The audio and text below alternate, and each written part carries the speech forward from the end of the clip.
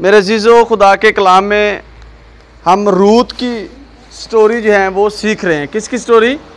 रूत की स्टोरी जो है वो सीख रहे हैं। और खुदा का कलाम हमें सिखाता है कि वो अपनी सास नोमी के साथ जो है वो वफादार रहती है और वो उसे कहती है जो तेरा खुदा है वो ही मेरा खुदा है। और जब वो उसके साथ चलने का वादा कर लेती है, नोमी के साथ चलने का वादा कर लेती है कि मैंने तेरे साथ ही तेरे घर, तेरे शहर, तेरे गांव, तेरे चर्च जाना है, तो हम देखते हैं कि खुदा उसको क्या करता है? बरकत देता है।